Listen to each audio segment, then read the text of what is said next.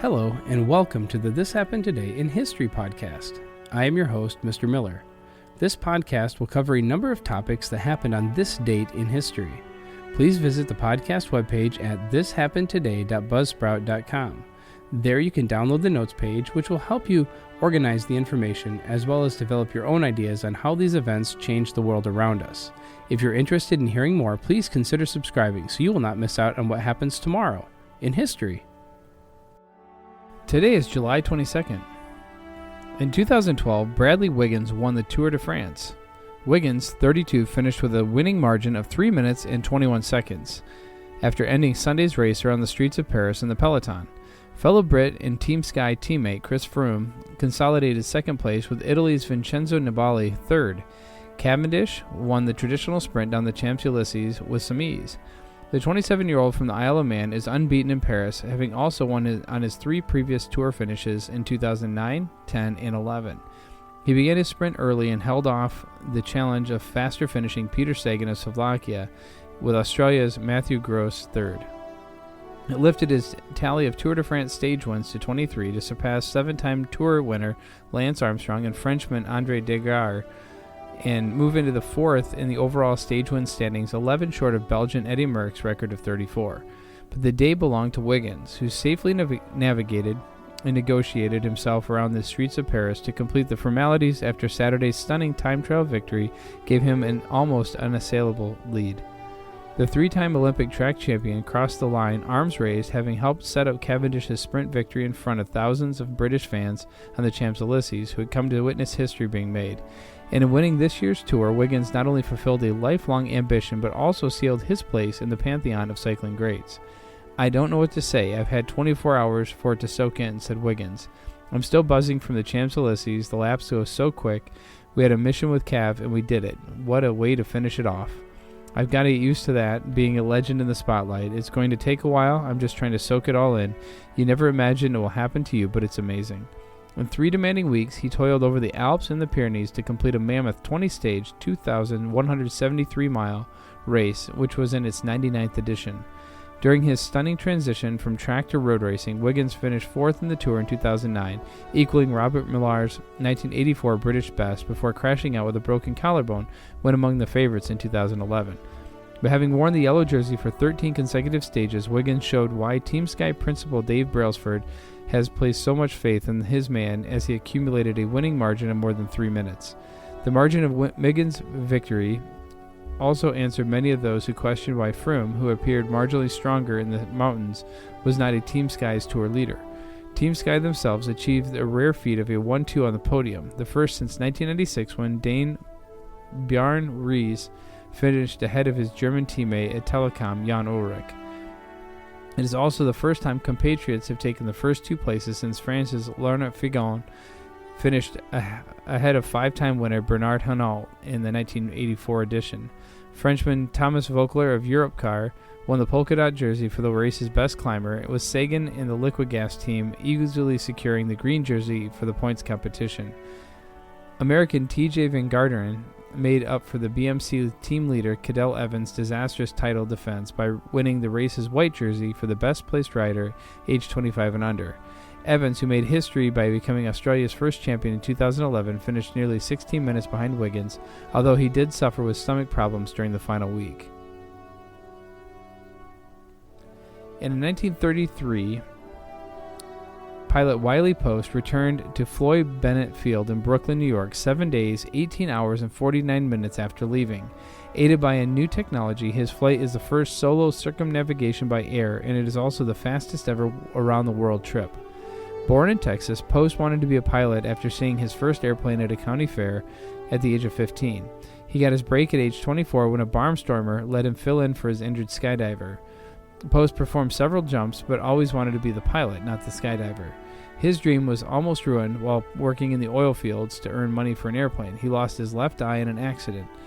Despite the lack of depth of perception, Post was able to earn his pilot's license and, with his workers' compensation checks, bought his first airplane. Post quickly advanced his flying skills and became the personal pilot for the wealthy oilman F.C. Hall.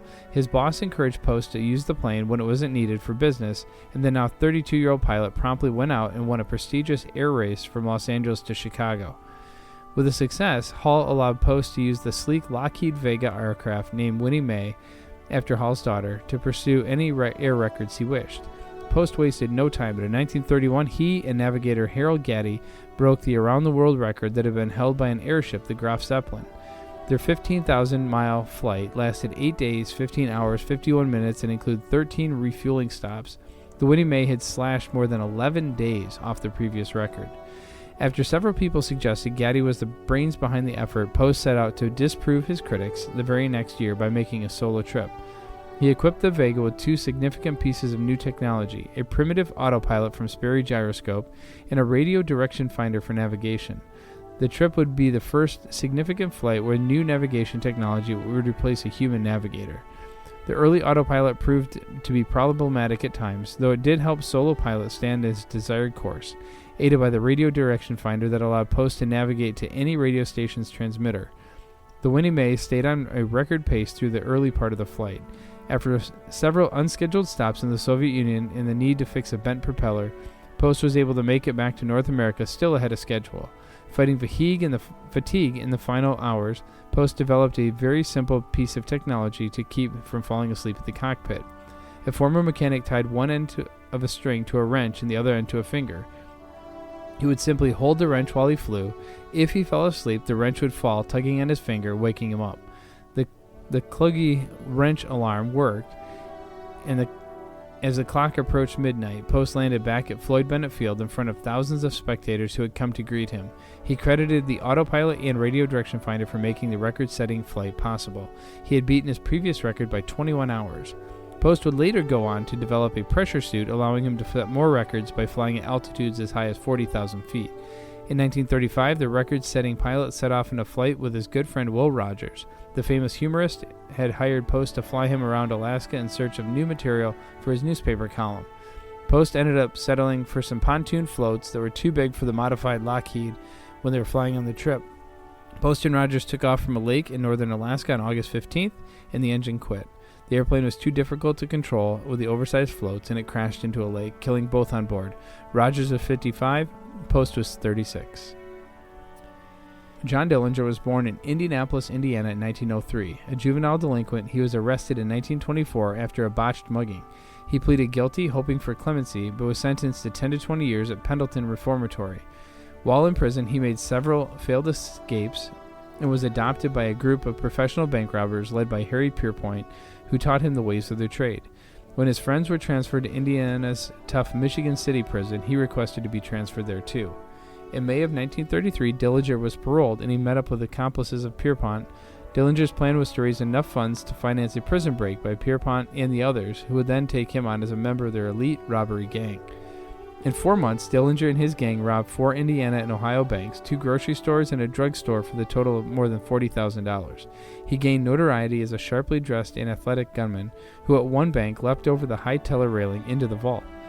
With the help of 2 of Pierpont's women friends, Dillinger set up the jailbreak. Guns were bought, and arranged to be smuggled into the Michigan City prison. Prison workers were bribed, and a safe house was set up. On September 22nd, however, just days before the jailbreak was scheduled to occur, Dillinger was arrested in Dayton, Ohio. 4 days later, Pierpont and 9 others broke out of Michigan City. Pierpont's gang robbed a bank in Ohio for $11,000, and on October 12th came to Ohio to free Dillinger from the Lima City jail. The Lima sheriff was killed during the successful breakout. On October 30th, the gang robbed a police arsenal, acquiring weapons, ammunition, and bulletproof vests. The Pierpont-Dillinger gang robbed banks in Indiana, Wisconsin, and Chicago for more than $130,000, a great fortune in the Depression era, and eluded the police in several close encounters. In January 1934, the gang headed to Tucson, Arizona to lay low. By this time, 4 police officers had been killed and 2 wounded, and the Chicago police had established an elite squad to track down fugitives. They were recognized in Tucson and on January 25th captured without bloodshed. Dillinger was extradited to Indiana, arraigned for his January 15th murder of Indiana police officer William Patrick O'Malley, and held at Crown Point Prison. On March 3rd, while still awaiting trial, he executed his most celebrated escape. That morning, he brandished a gun and methodically began locking up the prison officials. The legend is that the weapon was a wooden gun carved by Dillinger and blackened with shoe polish, but it may have also been a real gun smuggled into the prison by an associate. Whatever the case, Dillinger raided the prison arsenal where he found 2 submachine guns and then enlisted the aid of another prisoner, an African-American named Herbert Youngblood. Dillinger and Youngblood then made their way to the prison garage where they stole a sheriff's car and calmly drove off after pulling the ignition wires from all the other vehicles parked there. Parting ways with Youngblood, Dillinger traveled to Chicago and formed a new gang featuring Babyface Nelson, a psychopathic killer who used to work for Al Capone. The new Dillinger gang robbed banks in South Dakota and Iowa, netting $101,500 and wounding 2 more police officers. The Federal Bureau of Investigation, FBI, joined the manhunt for Dillinger after he escaped from Crown Point, and on March 31st, 2 FBI agents closed in on him in an apartment in St. Paul, Minnesota. Dillinger and an accomplice shot their way out. In April, the Dillinger gang went on to hide out at a resort in Wisconsin, but the FBI was tipped off. On April 22nd, the FBI stormed the report, and in a disastrous operation, 3 civilians were mistakenly shot by the FBI, one of whom died. Babyface Nelson killed 1 agent, shot another, and critically wounded a police officer. The entire Dillinger gang escaped. With the 2 other gang members, Dillinger traveled to Chicago, surviving a shootout with Minnesota police along the way. In Chicago, he lived in a safe house and got a facelift to conceal his identity. At some point, he also used acid to burn off his fingerprints. On June 30th, he participated in his last robbery in South Bend, Indiana. The gang got away with about $30,000 at the cost of 1 officer killed, 4 civilians shot, and 1 gang member shot. In July, Anna Sage, a Romanian-born brothel madam in Chicago and friend of Dillinger's, agreed to cooperate with the FBI in exchange for leniency in an upcoming deportation hearing. She also hoped to cash in on the $10,000 bounty that had been put on his head. On July 22nd, Sage and Dillinger went to see the gangster movie Manhattan Melodrama at the Biograph Theater around the corner from her house. 20 FBI agents and police officers staked out the theater and waited for him to emerge with Sage, who would be wearing an orange dress to identify herself. At 10:40, Dillinger came out. Sage's orange dress looked red under the Biograph's lights, which would earn her the nickname the Lady in Red. Dillinger was ordered to surrender, but he took off running. He made it as far as an alley at the end of the block before he was gunned down, allegedly because he pulled a gun. 2 bystanders were wounded in the gunfire. Public enemy number 1, as FBI Director J. Edgar Hoover had deemed him, was dead. Some researchers have claimed that another man, not Dillinger, was killed outside the Biograph, citing autopsy findings on the corpse that allegedly contradict Dillinger's known medical record.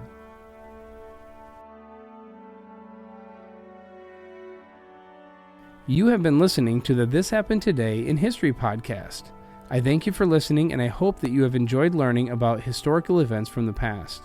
Thank you to the following websites for their information regarding today's topics: ThePeopleHistory.com.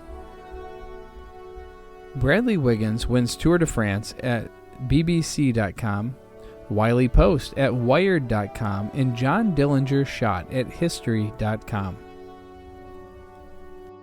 The music used as the background track for this podcast is Americana, created by Kevin MacLeod on Incompetech.com. If you enjoyed this information and would like to hear more, please consider subscribing, as this will keep the historical events in your feed in the morning for each day. I hope you have a great day.